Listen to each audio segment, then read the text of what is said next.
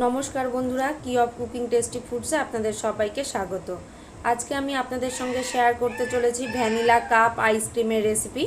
আর এই রেসিপিটা কত সহজেই বানানো যায়, কত কম সময়ে, আপনাদেরকে সেটাই আজকে শেয়ার করতে চলে এসেছি। অবশ্যই আপনারা পুরো ভিডিওটা আমার সঙ্গে থেকে এই রেসিপিটা দেখতে থাকুন। আর এই রেসিপিটা দেখে আইসক্রিম একবার যদি বানান, বাজার থেকে আর আইসক্রিম কিনে খেতে ইচ্ছা করবে না। তো চলুন এই রেসিপিটা আমি শুরু করছি। এই রেসিপিটা বানানোর জন্য আমি প্রথমেই নিয়ে নিয়েছি 1 কাপ পরিমাণ দুধটা আগে একটু জাল করে নিয়েছিলাম, মানে জাস্ট একটু গরম করে নিয়েছিলাম।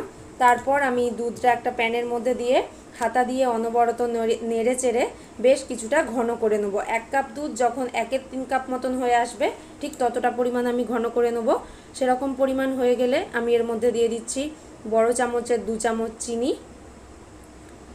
আর এই চিনিটা দেওয়ার পর আমি আবারও খুব ভালোভাবে মিশিয়ে দিচ্ছি এবং চিনিটা দেওয়ার পর হাই ফ্লেমে একটু ফুটিয়ে নিতে হবে দুধটা খুব ভালোভাবে, কারণ চিনি দেওয়ার পর দুধটা একটু পাতলা হয়ে যায়। আর এদিকে আমি নিয়ে নিয়েছি 1 চামচ কর্নফ্লাওয়ার, আর নিয়ে নিচ্ছি 1 চামচ আর হাফ চামচ মতন আমুল দুধ।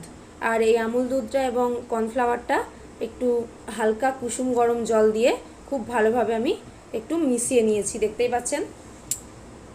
মিশিয়ে নেওয়া হয়ে গেলে যে দুধটা আমি জাল করে রেখেছিলাম একটু ঘন করে, সেই দুধটার মধ্যে এটা দিয়ে দেবো একটু পরে।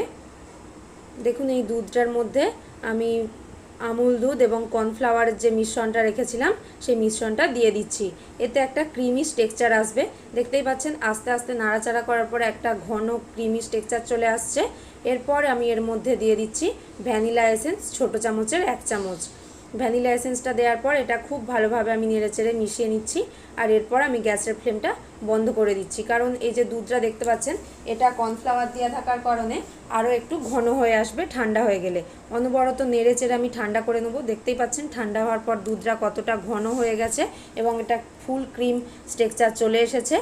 এরপর আমি দুটো আইসক্রিম বসানোর জন্য যে কাপ পাওয়া যায়, বাজার থেকে কিনে এনেছিলাম, আমি দুটো কাপের মধ্যে এগুলো ঢেলে দিচ্ছি। যে মিশ্রণটা ছিল সেই মিশ্রণটা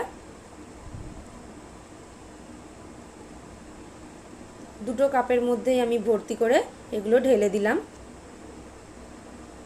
এই 1 কাপ পরিমাণ দুধ এবং যেই পরিমাণ আমি সব কিছু নিয়েছি তা থেকে আমার দুটো আইসক্রিম হয়েছে। এটা 24 ঘন্টা ফ্রিজে রাখার পর দেখতেই পাচ্ছেন এটা খুব ভালোভাবে জমে গেছে। আমি একটু আইসক্রিমটা সাজিয়ে নিচ্ছি, তার জন্য ওপর থেকে আমি ছোট ছোট করে কাজু বাদাম কুচিয়ে নিয়েছি, কুচিয়ে নিয়ে দিয়ে দিলাম। আর তারপর দিয়ে দিচ্ছি একটা করে চেরি। সাজানোটা যে যার ইচ্ছা মতন দেবেন। আর এই আইসক্রিমটা খেতে বন্ধুরা এত সুন্দর হয়েছে আপনাদেরকে বলে বোঝানো যাবে না। অবশ্যই বাড়িতে একবার ট্রাই করে দেখবেন।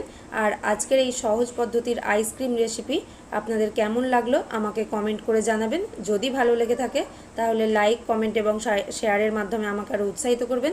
চ্যানেলে নতুন বন্ধু হয়ে থাকলে চ্যানেলটিকে সাবস্ক্রাইব করে নেওয়ার অনুরোধ রইল। সবাই ভালো থাকবেন, সুস্থ থাকবেন। আজকের মতন বিদায় নিচ্ছি, টাটা।